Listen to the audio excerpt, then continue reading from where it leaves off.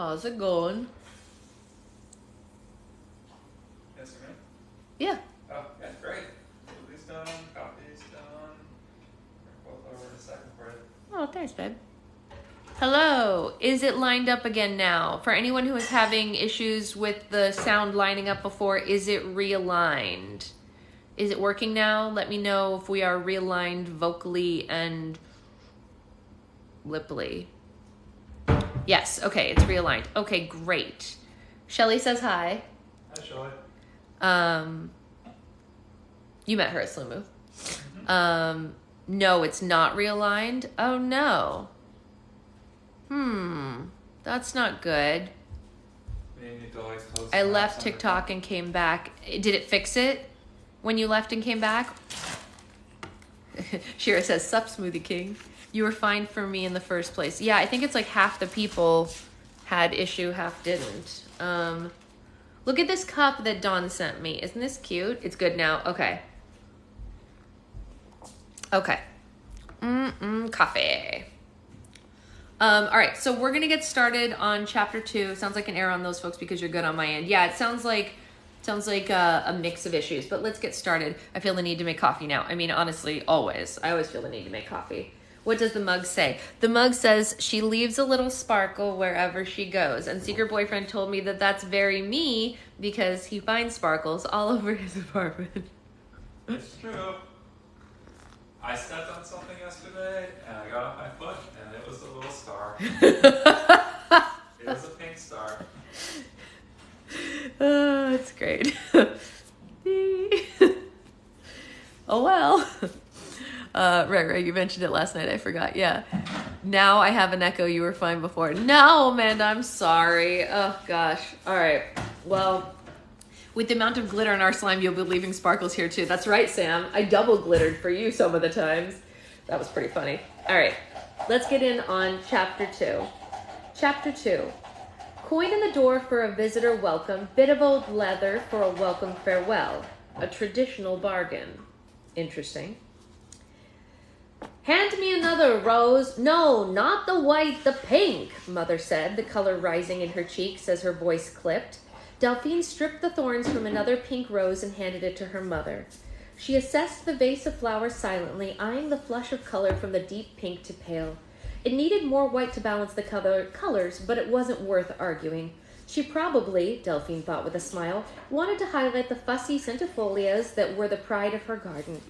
There we are, another vase, and we'll have quite the flowers settled. Mother smiled, and painting over the nerves that Delphine knew she harbored about the wedding.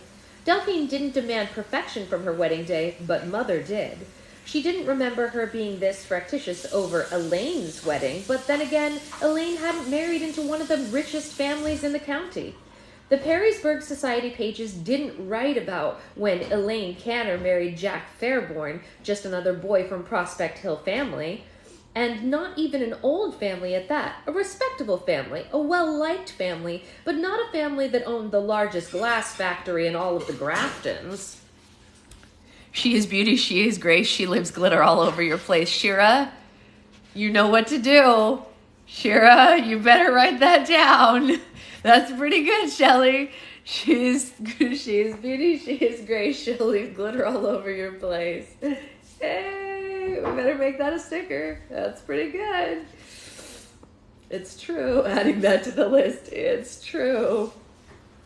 And Delphine aloud, Elaine wasn't her mother's baby. It wasn't that Mother didn't love both of her daughters, but while Elaine had tagged after Father and Papa Horatio in the orchard and copied every one of Grandma Lilibeth's charms, Delphine had taken to her mother's tutelage, soaking up all of the beautiful things she knew how to do. It was clear early that there would be no boy to take over the family farm, so Elaine willingly filled that role, one replete with a torn skirt hem and muddy stockings. Delphine lingered close to home and closer to Mother.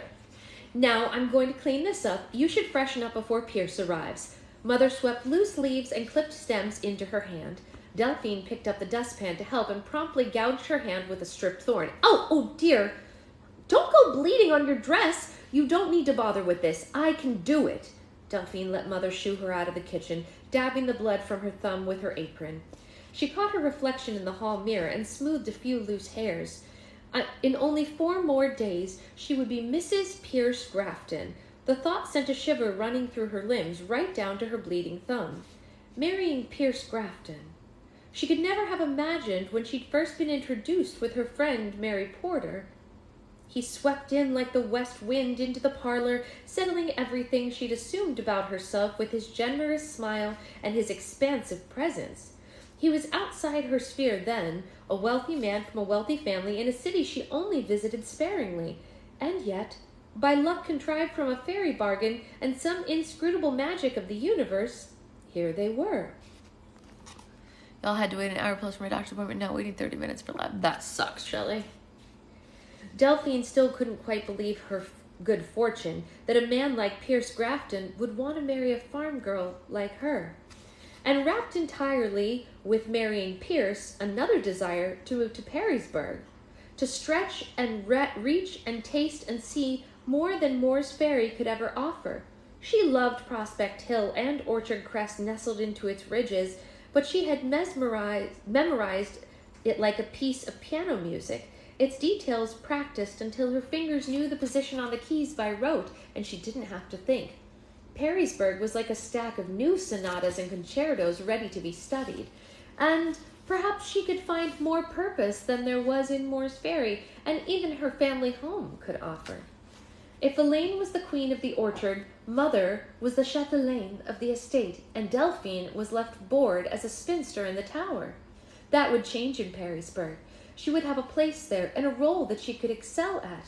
There would be a charitable society to helm, art exhibitions, and music series to sponsor, the game of local politics to play, and not the insubstantial job of managing her husband's social calendar and home.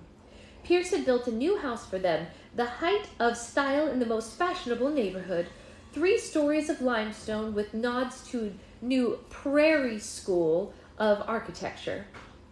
Pierce had hesitated over that, unsure if it was too daring or too modish, as Delphine had showed him the photographs and sketches, but resulting symmetry of pillars and piazzas and windows was striking yet still classic.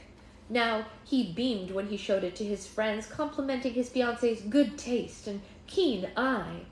They would host dinners in the expansive dining room, teas in the parlor, parties on the piazza. She could imagine carriages and automobiles lining up beneath the porte cochere, and laughter wafting from the gardens. A new life, her life, that she would build. But it did mean leaving Orchard Crest behind. Dun dun dun.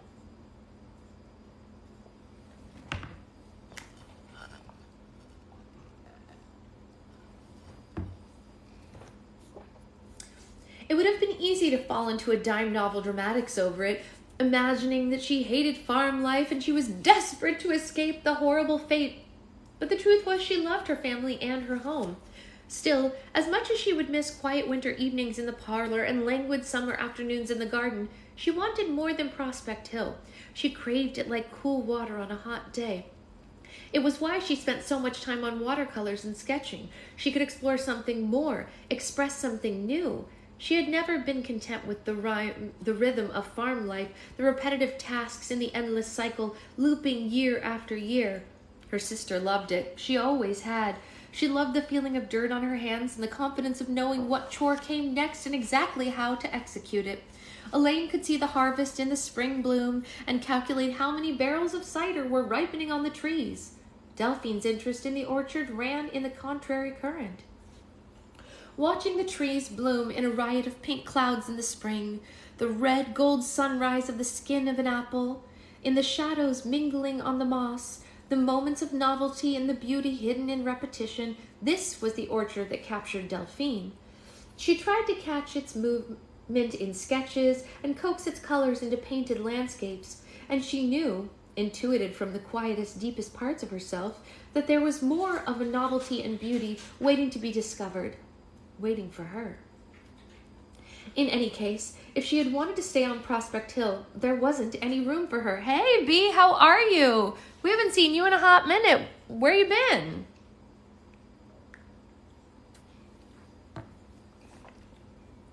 There There wasn't any room for her. Well, not really. Despite Elaine's hopeful nods to running the orchard together, there could be no equanimity, no real partnership with Elaine. Through no fault of her sister's or her own, Elaine not only breathed and bled the orchard, she covered it, enveloped it, her ambition and sure-footed strategies overtaking the need for Papa Horatio's oversight. But while Papa Horatio could slide into an easy retirement, the country sage in a rocking chair, there was no room for Delphine except in her sister's shadow. A knock at the door startled her, and she quickly stripped her apron and balled it into an umbrella stand in the foyer as she swung the door wide open. Delphine, you look lovely. My sister was a wreck a whole month before her wedding, and here you are, as fresh as a daisy. Pierce planted a chaste kiss on her cheek. She closed her eyes briefly, inhaling the cologne, water, and relishing the fleeting touch of his fresh-shaven cheek. His gray eyes, and set deep under his studious brow, they caught her eye as he pulled away, and she tampered down the sudden, heady nerves that still accompanied his every touch. Well, Mother has things well in hand. She ushered Pierce into the parlor. The afternoon sunlight was spilling in from the bay window. Orchard Crest may not have been a fine home as the Grafton mansion in Perrysburg, but the light was incomparable. A real roller coaster right now. Just can't disconnect from... Oh, no. Well, please let us know if you need anything and talk to us about whatever you need. I brought the last of my things for the wedding. Those shoes needed a good polish. Now, are we quite alone? He dropped his voice and leaned towards her, brushing her lips with his. The sudden intimacy made Delphine flush warm. It strained against propriety, but she leaned into his neatly pressed suit and felt the steady rise and fall of his chest under her hand as he kissed her. He brought a bold desire to her, had ever since the first time she met him on that trip with Mary. He was the center of the room, a very dominant voice in every debate, a commanding presence that left Delphine speechless, but he had made room for her. He softened his voice to ask her thoughts. He left the orbiting crowd and sought her out.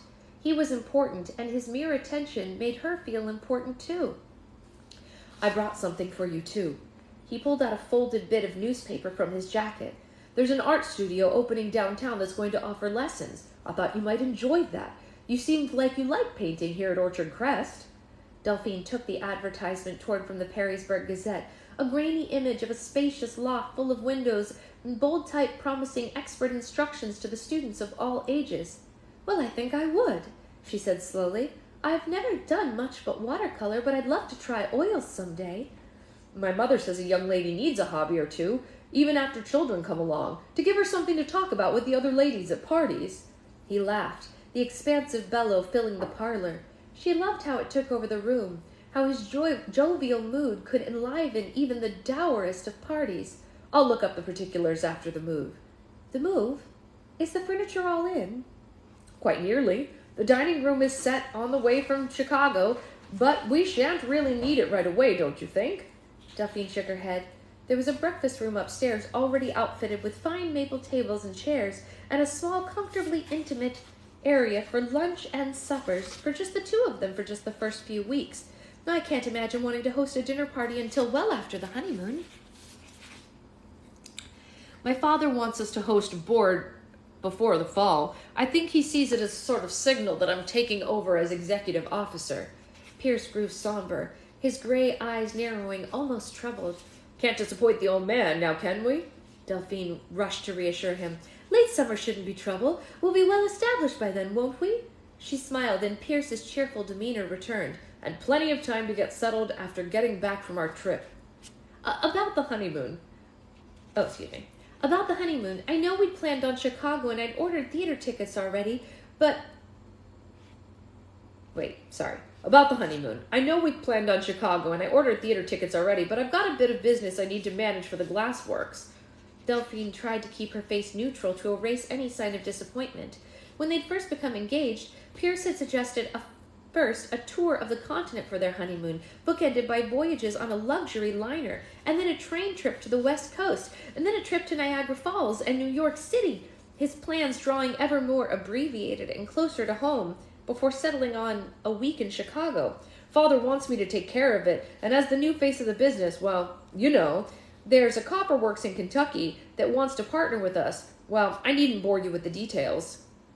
"I see," Delphine said, measured. She swallowed. "Well, it's important to—" "Now, I'm not giving up on the idea of a honeymoon completely. There's a French lick down in the hills near the Ohio River, one of those places people go to take the waters, you know?" Delphine nodded. "I could arrange to meet them there, and we could spend the rest of the week as we please." He hesitated, catching her hand. He pressed on the fresh cut on her thumb, and she bit back a wince. "It could be nice, I think, not having to travel as far."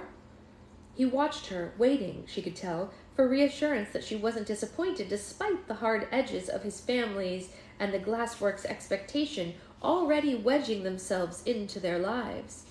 He was making the best of the situation, Delphine told herself, and she couldn't fault him, though she wondered how his father could even suggest he abandon his honeymoon to tender brokering a new deal for the glassworks.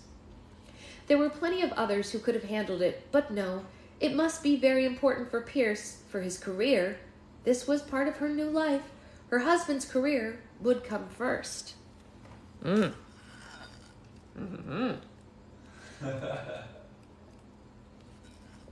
Are you laughing at something over there or at me? The only thing I've heard you say in this entire thing is something about her husband's career came first. Yeah, that's what they said. Very funny. She pasted on a smile. "Of course, it sounds like a lovely plan. And first a wedding." He leaned forward, clapping his hands on his knees, although he had just closed a business deal, an unpleasantness of negotiation or disappointment now in the past. "Mother's quite worried about the rain, suggested that we rent a pavilion of some kind, and I told her it was too late to move the wedding indoors. She's still miffed we didn't hold it in Perrysburg. I think she wanted to show off the renovations of their ballroom." Delphine began to apologize, but Pierre stopped her. No, I told her that the bride and her family get to make the decision about the wedding, and that's all there is to it. Goodness knows she orchestrated everything about Stella's wedding. But," he hesitated, "what about rain, Del? Your folks' place isn't big enough to hold that many people." "It won't rain," she said confidently, even though she knew Pierce couldn't share her conviction. The veil was thin on Prospect Hill. It allowed bargaining that wasn't possible in Perrysburg or even in most of Moore Ferry, for that matter. How to explain it to an outsider, she asked herself for the 100th time, if the first. It was so simple that she and Elaine would put a charm in the garden gate, and that was all there was to it. It wasn't mechanics and it wasn't science, but it was a bit like business, a transaction with the Fae, well established. But she found that under the scrutiny of his earnest, intelligent gray eyes, she just couldn't explain it. "I promised Papa Horatio knows the weather patterns around here inside and out, and he says it won't rain," she said instead. "If you say so," Pierce said, unconvinced. "I suppose if worse comes to worse, we'll all cram into the parlor by hook or by crook. Now, how about some tea?" Mother would be hovering in the kitchen, waiting to put the kettle on, so Delphine agreed, pushing down a vague annoyance with herself that she couldn't acknowledge fairy bargains with her future husband. A very interesting chapter indeed. I am interested, having read the back, of why Elaine doesn't like Pierce. But I guess we won't find out in this chapter, will we? All right, well, I'll see you all later. And what else? I am going to be going to the store later to buy some replacement supplies for some of the Taylor slimes that we had last time. I need to get all that stuff for the Reputation slime and stuff like that. So if you guys want to come with me to the store, you can, or I can make a video of it or whatever you want. Yeah, that's all. All right, lots of work ahead. See y'all later.